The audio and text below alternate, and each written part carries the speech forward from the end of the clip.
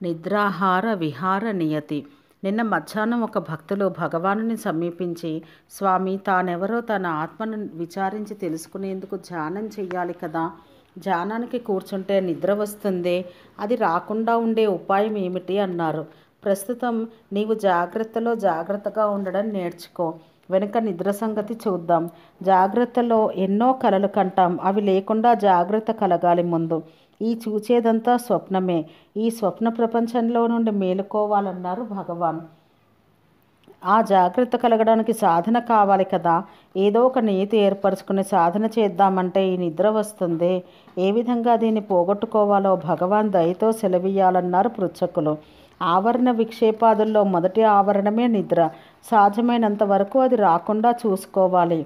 అది ఏ కారణం వల్ల వస్తున్నది అని విచారించి ఆహార విహారాదులు స్వచ్ఛంగా మితంగా ఉండేటట్టు నడుపుకొని నిద్ర రాకుండా చూసుకోవాలి. కానీ వచ్చిన వెనక ఆపాలంటే లాభం లేదు. పుష్టిగా తింటే సుష్టిగా నిద్ర రాదా మరి?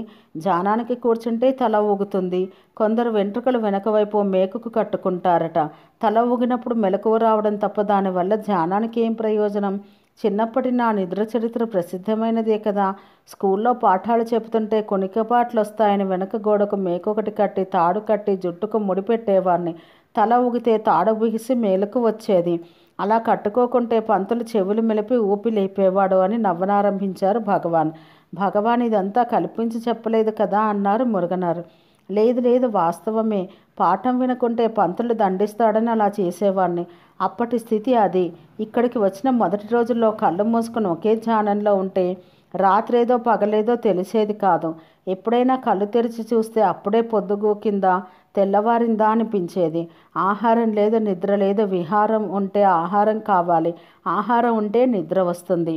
విహారం లేకుంటే ఆహారం వద్దు, ఆహారం లేకుంటే నిద్ర రాదు. ప్రాణాధారంగా ఏ స్వల్పాహారమో కుక్షిలో పడితే చాలు. నాకంతే అయ్యేది.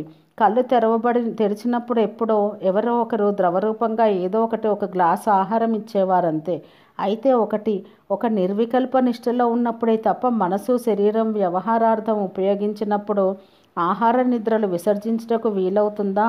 అలా చేస్తే శరీరం తూలుతుంది. అందువల్ల మిత సాత్వికాహార విహార నీతి ఆత్మోన్నతికి అత్యంత ఆవశ్యకమని చెప్పవలసి ఉన్నది. ఉత్తములు తాము చేసే నిష్కామ్య సత్కార్యాచరణకు నిద్ర వల్ల కాలం వృధా పోరాదని చాలా భాగం నిద్రను దూరం చేస్తారు. 10ంటికి పడుకొని 2ంటికి లేవడం మంచిదన్నారు కొందరు.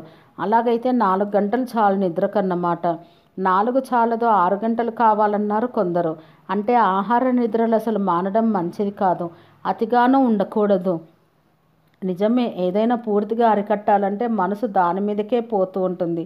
అందువల్ల సాధకుడైన వాడు అన్నింటికీ మితంగా టైం ఇవ్వాలి అన్నారు భగవాన్.